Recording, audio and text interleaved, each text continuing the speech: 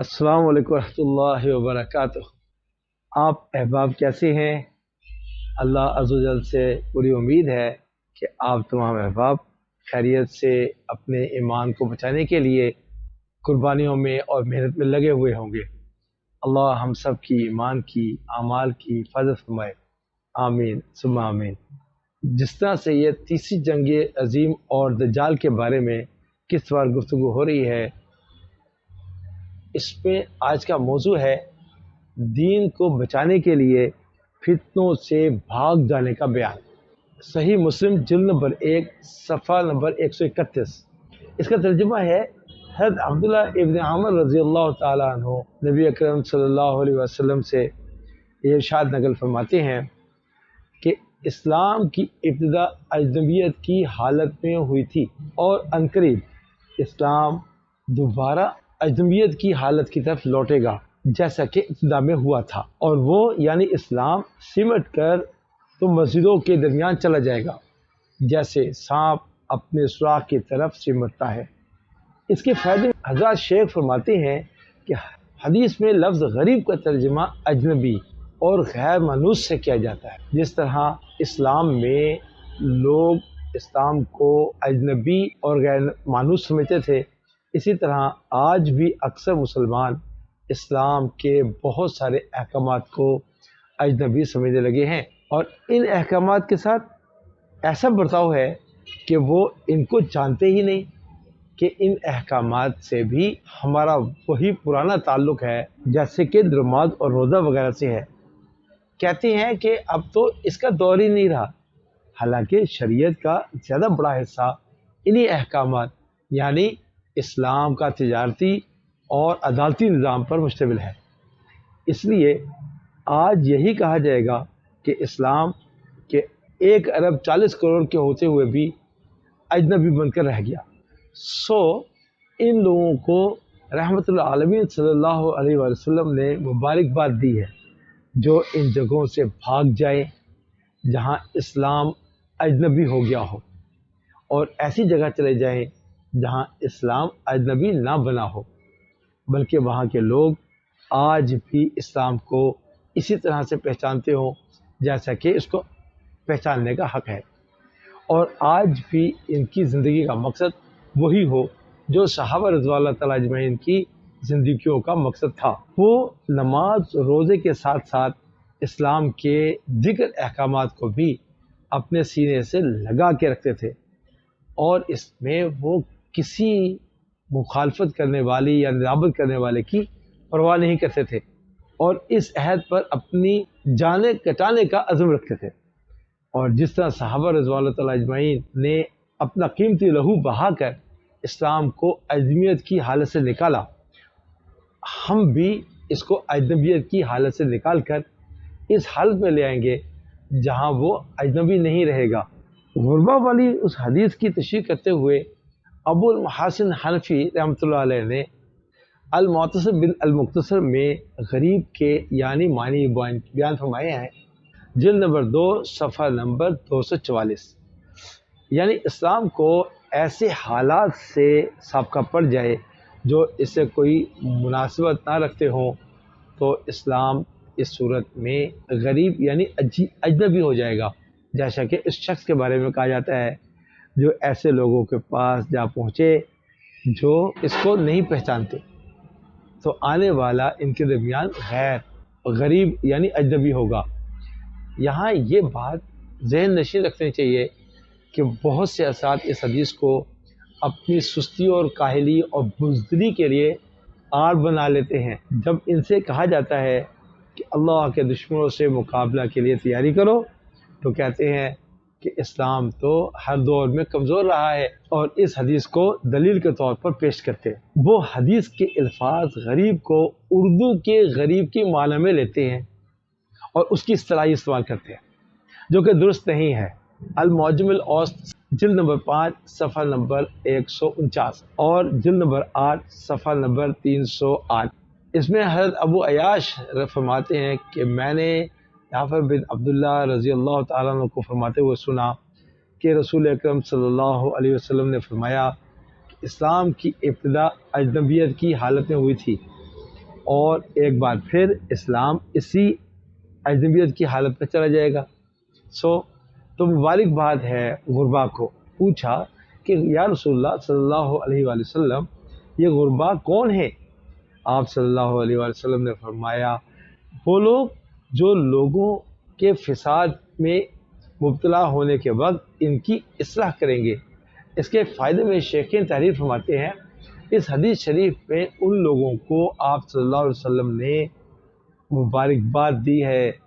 جو دنیا میں فساد عام ہونے کے وقت لوگوں کی اصلاح کریں گے۔ اور لوگوں میں سب سے بڑا فساد یہ ہے کہ اللہ کی سب سے بڑی صفت حاکمیت میں انسانوں کو شریک کر لیں، لہذا شریعت کی نظر میں یہ اللہ سبحانہ تعالیٰ کی حاکمیت، اللہ سبحانہ تعالیٰ کی جانب بلانا، یہ سب سے بڑی اصلاح کہلائے گی، جس کے تحت امر بالمعروف و نہی عن المنکر کا فریضہ انجام دیا جائے گا۔ یہ بات اپنی طرف سے نہیں کہی جا رہی، بلکہ اس پر تو قرآن مجید کی آیات ہیں۔ کنتم خیر امۃ اخرجت للناس تأمرون بالمعروف وتنہون عن المنکر وتؤمنون باللہ۔ حضرت عبداللہ ابن عباس رضی اللہ تعالیٰ عنہ ان کی تفسیر گواہ ہے۔ نیز ملا علی قاری رحمۃ اللہ علیہ فرماتے ہیں کہ غربا سے مراد مجاہدین ہیں۔ غربا کی وسیع وضاحت دمشق کی اس روایت میں ملتی ہے جو آج کے دور کی مکمل عکاس ہے۔ حضرت عبداللہ بن عمر رضی اللہ تعالیٰ عنہ نے فرمایا کہ ایک دن نبی کریم صلی اللہ علیہ وسلم نے فرمایا غربا کو مبارک ہو۔ پوچھا گیا یا رسول اللہ صلی اللہ علیہ وآلہ وسلم غربا کون ہیں؟ تو فرمایا صالح نیک افراد جو لوگوں کی بہتات کے باوجود کم ہوں گے۔ ان کی پہچان یہ ہے کہ ان سے بغض رکھنے والوں کی تعداد محبت کرنے والوں سے زیادہ ہوگی، اور ان کی بات نہ ماننے والوں کی تعداد بات ماننے والوں سے زیادہ ہوگی۔ اسی طرح سے حلیۃ الاولیاء ابو نعیم جلد نمبر 1 صفحہ نمبر 25 اور کتاب الزہد الکبیر جلد نمبر 2 صفحہ نمبر 114، اس میں حضرت عبداللہ بن عمر رضی اللہ تعالیٰ عنہ سے روایت ہے، وہ فرماتے ہیں رسول اللہ صلی اللہ علیہ وآلہ وسلم نے فرمایا اللہ کے نزدیک سب سے بڑے محبوب لوگ غربا ہوں گے۔ پوچھا گیا ان سے کہ غربا کون ہے؟ تو فرمایا کہ اپنے دین کو بچانے کے لیے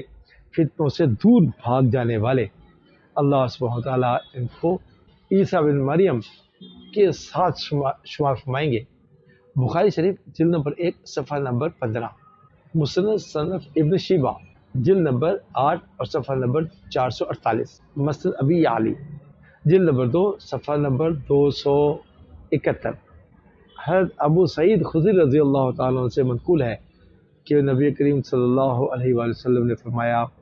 ایسا وقت قریب ہے کہ مسلمان کا بہترین مال وہ بکریاں ہوں گی جن کو وہ لے کر پہاڑوں کی جانب اور پہاڑوں کی چوٹیوں اور دور دراز علاقوں میں، ایسے جو بارانی علاقے ہیں، وہاں دین کو بچانے کی خاطر فتنوں سے بھاگ جائے گا۔ اس کے فائدے میں حضرت شیخین تحریر فرماتے ہیں اس حدیث میں بھی اسی بات کی طرف توجہ دی گئی ہے کہ ایسی جگہوں پر آدمی کا ایمان بچانا مشکل ہو جائے گا جہاں پر جعلی اور ابلیسی تہذیب کا اور اس کا تجارتی نظام عام ہوگا، کیونکہ اگر یہ وہاں رہے گا تو یقین وہ اس سودی نظام کی حمایت کرنی پڑے گی، یا کم از کم خاموش رہنا پڑے گا، اور یہ خاموش رہنا بھی اس کی حمایت جیسا ہے۔ مبارکباد کے مستحق ہیں وہ نوجوان، وہ بوڑھے جو اس وقت اپنا ایمان بچانے کے لیے اپنا گھر بار، اپنا دھن دولت اور سب کچھ چھوڑ چھاڑ کر پہاڑوں کی جانب اپنا نشیمن بنا لیتے ہیں، اور ایک ایسے وقت میں کہ جب ابلیس کے نیو ورلڈ آرڈر نے ہر مسلمان کو سودی کاروبار میں ملوث کر دیا ہے، اور اگر کوئی براہ راست ملوث نہیں ہے تو وہ اس سودی نظام کی وجہ سے اس کی ہوا ضرور لگ رہی ہے۔ ایک ایسے وقت میں کہ جب امت کے سب سے معزز اور شریعت کے محافظ علماء کرام کو غیر شرعی فتاوی دینے پر مجبور کیا جا رہا ہو، تو جعلی قوتیں علی الاعلان اپنی حاکمیت اعلیٰ یعنی سوورلٹی کا اعلان کر رہے ہیں، اور صرف اللہ سبحانہ تعالیٰ کی حاکمیت کے سامنے سر جھکانے کا وعدہ کرنے والے مسلمان آج غیر اللہ کی حاکمیت کو تسلیم کر کے اللہ سبحانہ تعالیٰ کے ساتھ کھلا شرک کر رہے ہیں۔ مقررین خاموش ہیں، الا ماشاء اللہ اہل قلم سوئے ہوئے ہیں، سوائے چند ایک کے، یا تو قلم کے تقدس کو فروغ کر چکے یا پھر باطل کی گیدڑ بھپکیوں میں ان کے قلم کی سیاہی کو خشک کر دیا، منجمد کر کے رکھ دیا۔ قرآن مجید کی ان آیات کا کلا گھونٹ کر رکھ دیا گیا جو مسلمانوں کو باطل کے سامنے سر اٹھا کر جینا سکھاتے تھے۔ جس طرف نظر دوڑاؤ مضرتوں کے چادریں اوڑھے ایسے مسلمان نظر آتے ہیں کہ اگر ان کے دور میں دجال آ جائے اور اپنی حاکمیت کا اعلان کر دے تو شاید اپنی مصلحت کی چادر سے نکلنا پسند نہ فرمائے، کیونکہ اس وقت بھی دجال کے ایجنٹ وہی بات کر رہے ہیں کہ گویا وہ ہمارے صفوں میں شامل ہو جاؤ، یا پھر ہمارے دشمن کی نبی کریم صلی اللہ علیہ وسلم کے حدیث بھی یہی مطالبہ کر رہی ہے کہ اے مسلمان اب وہ وقت آ گیا ہے، اللہ والی جماعت میں شامل ہو جاؤ، اور درمیان کا کوئی رستہ نہیں ہے۔ اللہ سبحانہ وتعالی ہمیں اور ہم سب کی ایمان کی حفاظت فرمائے اور حق کو سمجھ کر اس پر ڈٹ جانا اور چل جانے کی عمل کرنے کی توفیق عطا فرمائے۔ انشاءاللہ یہ سلسلہ جاری رہے گا، بات کو سن کر آگے پہنچانا میرا اور آپ کا کام ہے۔ اللہ آپ کو جزائے خیر دے۔